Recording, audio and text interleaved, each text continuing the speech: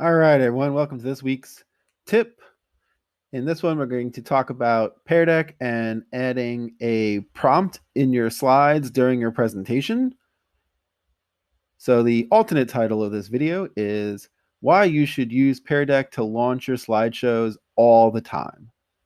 So we're starting with a slideshow. This one does not have any Pear Deck slides in it at all. And I have launched the Pear Deck extension. So that add-on is running over here. As you know, we just either click the Pear Deck button or go to add-ons and Pear Deck, whichever one works for you. And so I'm going to go ahead and start this lesson, and I'm going to start it as instructor paste. So we're about ready to go. We've got our code that's going to happen. So as always, we get our launcher and we get our code for the lesson. We're actually not going to use that right now. I'm going to go on my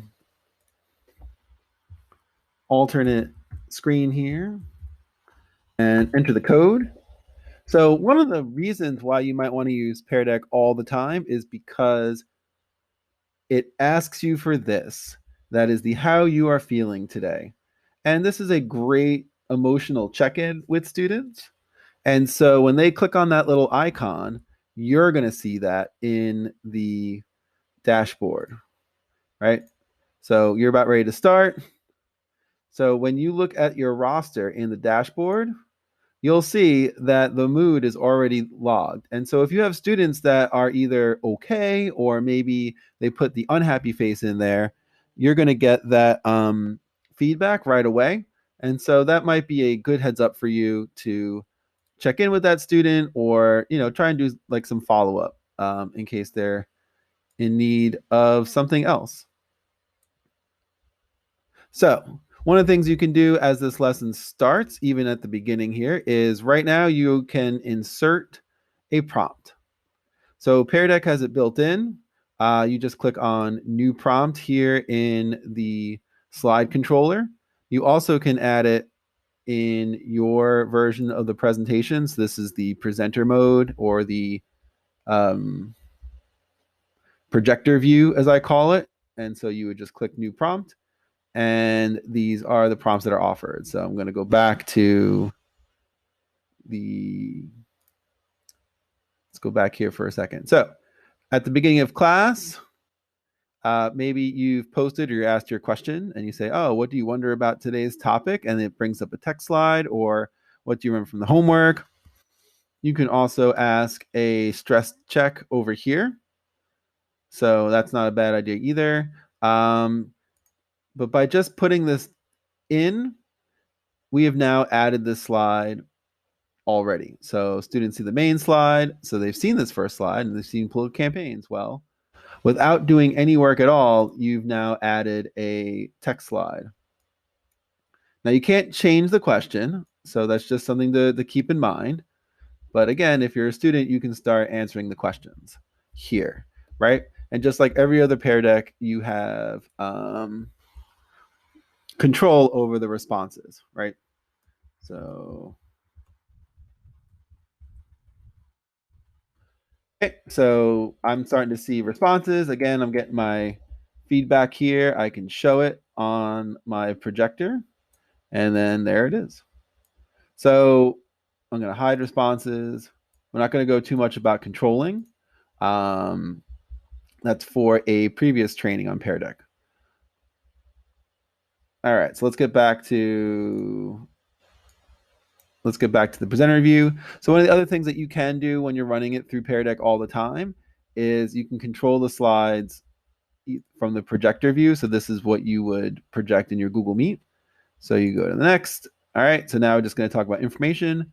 And one of the things I want to bring up for students anyways is that they're viewing it on a separate tab, and they can resize that tab and they can make it bigger. And they can make this tab in the slides bigger than what they might normally see if they're using Google Meet or Blackboard Collaborate, right? So now they have their own screen. They can refer to other things. They can even go back to the Meet and look at the teacher. So yes, you are still projecting this, but now students even have a bigger view of the slide. So it's another reason why you might want to leave that in there. So you've progressed along. You've done some direct instruction, asking, going over some basic facts, talking about all of this. We're talking about political spectrum. Awesome. And now you're kind of sitting there and you go, how is everybody doing? Well, now is a good time to do one of the dipstick prompts, right? So maybe you would do a quick draggable about, all right, so how are you feeling here? Okay. And so now I've popped that in there, right? Keep going. I understand. I'm a little confused. I need help. So if you are the student,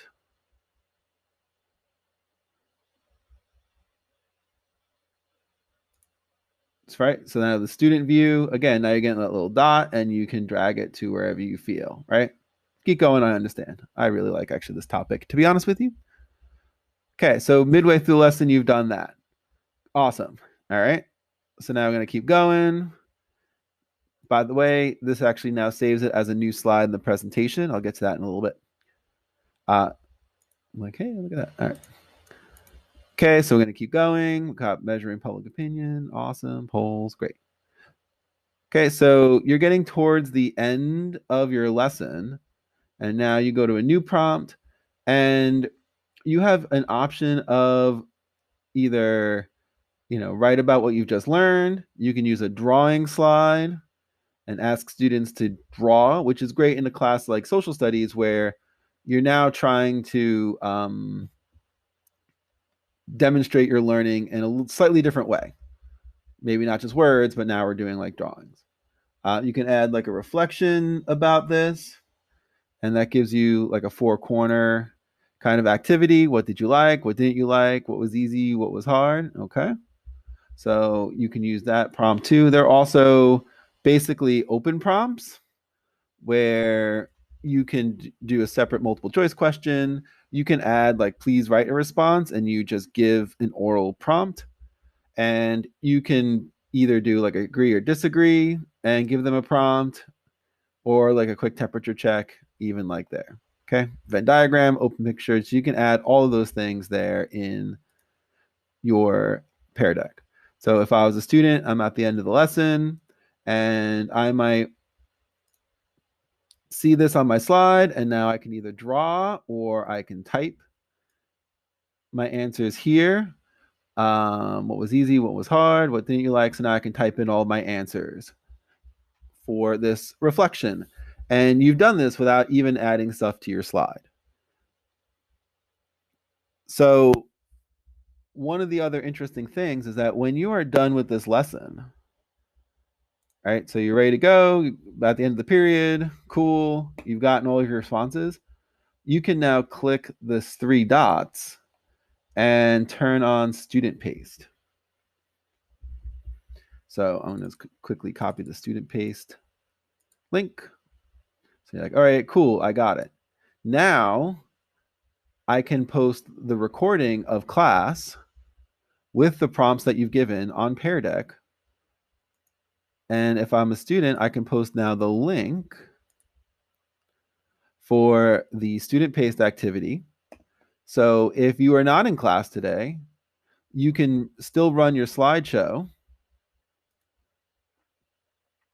and you still have all of the prompts from before. So a student would have this, they can answer it. They can go through the other prompts that we put in here, right? The drawables.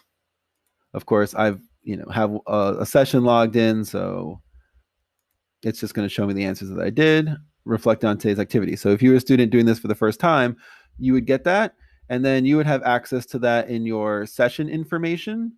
So even students that weren't in your class, you can still have that social emotional check or these quick reflection activities. So they could be actively engaged as they listen to your recording, as they're watching the recording of your session, but now they're also giving feedback as they go. And it's even more like they were in the class at the same time, because now you're still getting their direct reflection and reactions.